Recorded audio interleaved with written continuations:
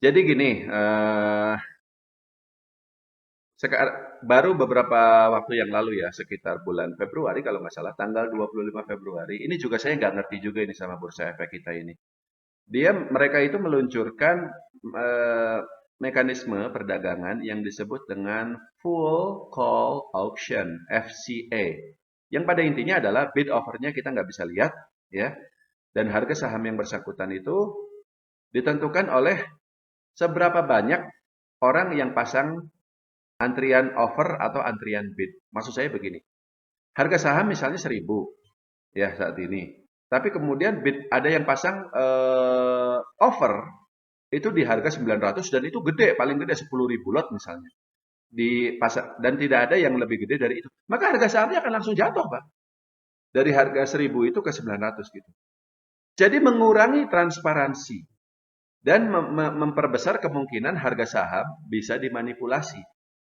Atau setidaknya ini pendapat saya ya. Orang lain mungkin punya pendapat berbeda. Mungkin BEI juga punya pendapat berbeda dan makanya mereka tetap memperlakukan FCA itu tadi.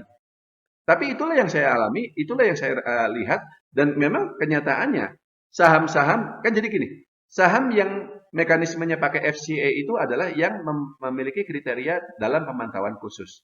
Atau simpelnya bahasa gampangnya saham dari perusahaan bermasalah. Ya, entah itu dia rugi, entah itu dia gagal bayar utang, pokoknya saham dari perusahaan bermasalah. Nah, dan yang itu lagi, ternyata harganya nggak mentok di 50, bisa terus sampai harga cuma 1 perak. Dan bisa bisa Pak Budi lihat sendiri kan, saham-saham yang pemantauan khusus ini yang sebelumnya mati di 50 perak, pada ramai jeblok semua kan. Contohnya itu ada saham WSBP, itu jeblok. Zata itu jeblok, tinggal mungkin 1 perak apa 2 perak. Depum itu jeblok. Jadi 50 perak itu bukan lagi batas harga terendah saat ini.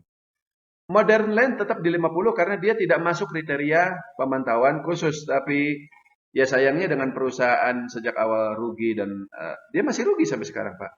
Ya bukan tidak mungkin dia ujung-ujungnya itu masuk pemantauan khusus. Jadi udah nggak worth it lagi menurut saya risikonya. Bukan karena Modern Land-nya jelek ya, bukan karena sahamnya jelek, tapi karena mekanisme yang dilakukan oleh BEI ini yang bikin saham itu risikonya gede banget, potensi profitnya sangat kecil. Ini kan kebalikannya tujuan kita investasi ya. Investasi itu kan memaksimalkan potensi profit, meminimalisir risiko. Tapi sekarang gara-gara ada aturan ini, yang terjadi justru sebaliknya.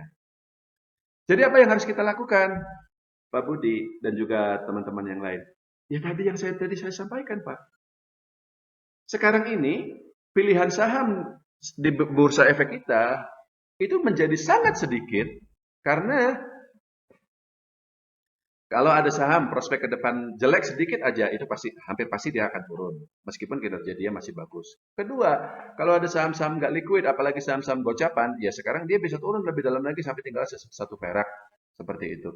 Jadi saya sendiri pun, oh iya tadi ini saya belum belum sampaikan ketika pertanyaannya Pak Rizky ya. Saya tidak lagi membeli saham-saham yang tidak liquid. Sebisa mungkin saham-saham yang saya beli adalah yang cukup liquid. Yang kalau saya beli, ya let's say 1 miliar rupiah itu bisa langsung saya jual lagi gitu loh. Tapi kalau misalnya saham nggak liquid itu kan kita nggak bisa beli banyak ya. Kita beli 100 juta aja kadang susah gitu mikir jual laginya. Malah bisa bisa ARB sahamnya seperti itu. Jadi ya mohon maaf Pak Budi, Modern Land termasuk saham-saham lain, gocapan lainnya, bukan saham gocapan sih, saham yang harganya di bawah 100 perak, ya, saham-saham yang tidak liquid, sebaiknya dalam situasi pasar seperti sekarang, sebaiknya kita hindari saham-saham tersebut. Kita mending masuk ke saham-saham yang memang liquid, yang memang perusahaannya untung, yang benar-benar bagus, tidak ada celahnya sama sekali. Baru di situ kita bisa profit. Kalau kalau saham-saham yang sekarang problematik seperti Modern Land, ya dia rugi ya, meskipun dia nggak sampai bangkrut seperti itu. Ya dalam situasi pasar seperti dulu, itu memang malah ada peluang jackpot di situ. Multi bagger, Pak. Kalau dia bisa turn around, perusahaannya berbalik menjadi laba, sahamnya itu bisa naik loh sampai 100, 200, 300 dan seterusnya. Pak Budi itu profitnya itu bukan lagi berapa persen, tapi berapa kali lipat. Tapi itu dulu, Pak. Ketika situasi pasarnya seperti enggak seperti sekarang, ketika belum ada peraturan FCA itu tadi.